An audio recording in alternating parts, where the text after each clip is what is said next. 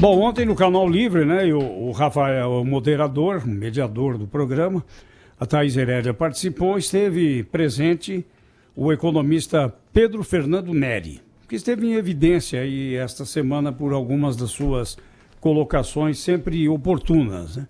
E ele disse que existe o receio de que estados e municípios não consigam reformar o seu sistema de forma separada, tratando, claro, né, da reforma da Previdência que está na Comissão de Constituição e Justiça do Senado.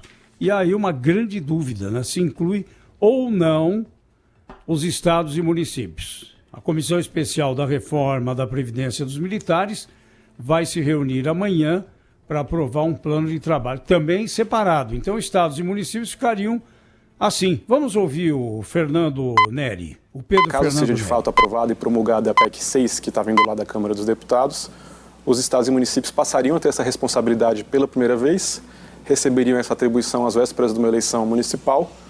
Assembleias legislativas e câmaras municipais são entidades que estão mais perto ali dos policiais, dos professores, de todas aquelas carreiras que fazem pressão, inclusive em Brasília. Então existe o receio de que alguns estados consigam reformar, outros não, alguns municípios consigam, outros não. E existe um receio de que, se os estados não conseguirem reformar, a conta vai chegar para a União de alguma forma, por meio de algum socorro, algum refinanciamento, como a gente tem discutido sucessivamente desde os anos 90. Parece uma coisa simples, né? Mas não é.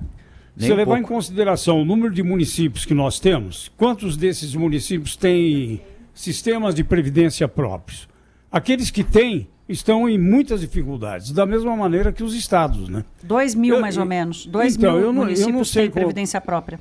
Como é que você resolve isso, Thaís? Então, o que ele estava só resolve. atalhando aqui, Zé Paulo, ele estava explicando para a gente, eu achei o Pedro Fernando Neri, não sei se pouco confiante, mas um pouco reticente, além do que eu imaginava, sobre a perspectiva de aprovação da inclusão de estados e municípios na reforma da Previdência, o que é uma pena para todos nós, né? Porque nós estamos gastando 9 ou 10 meses de energia, de debate, de um governo que começou, de um Congresso que tomou posse, com um assunto fundamental, e vamos deixar o serviço pela metade, né? Porque sem a inclusão de estados e municípios, no Rio Grande do Sul, por exemplo, quebrado, 70% do déficit da Previdência Gaúcha se deve à aposentadoria de professores e policiais. Se você não incluir os estados e não incluir essas carreiras na reforma da Previdência, você simplesmente deixa de resolver o problema do Rio Grande do Sul, assim como deixa de resolver o problema de Minas Gerais, do Rio de Janeiro, enfim. Você toca em uma parte importante do problema, mas deixa o doente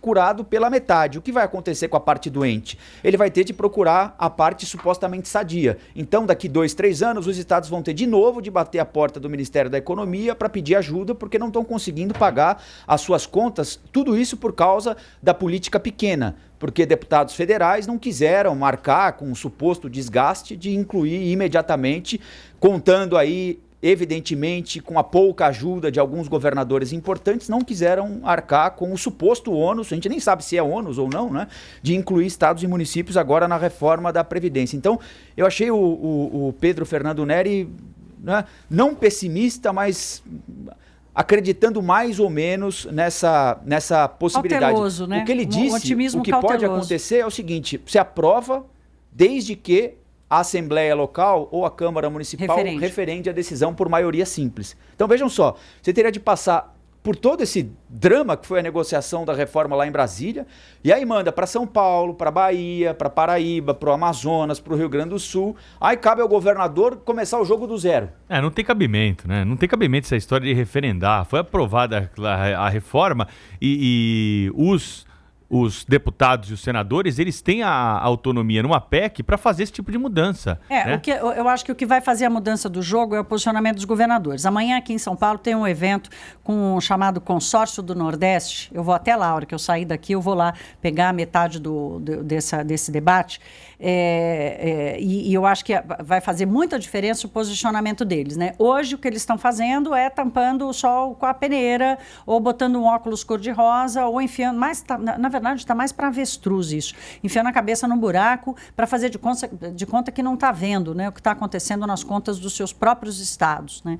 Então, eu acho que vai fazer toda a diferença o posicionamento dos governadores na pressão no Senado Federal e também na Câmara dos Deputados. O Rafael uma vez lembrou aqui, que é um debate também que acontece entre especialistas aí fora, de que com o tempo a gente deve perceber que a votação da reforma da Previdência hoje vai ter o mesmo peso político de quem aprovou o Plano Real há 25 anos, né? Ou seja, aquele político que, talvez não leve tanto tempo, hein? Mas aquele político que não aprovou o Plano Real, por exemplo, o PT, o Partido dos Trabalhadores, pagou muito tempo esse preço de não ter aprovado o Plano Real, pagou muitos anos o preço de não ter aprovado o Plano Real. Então, talvez está faltando inteligência aí na Câmara dos Deputados, ousadia política para assumir que não se comprometer em aprovar a reforma da Previdência para estados e municípios é que está se colocando contra a situação econômica dos seus redutos políticos.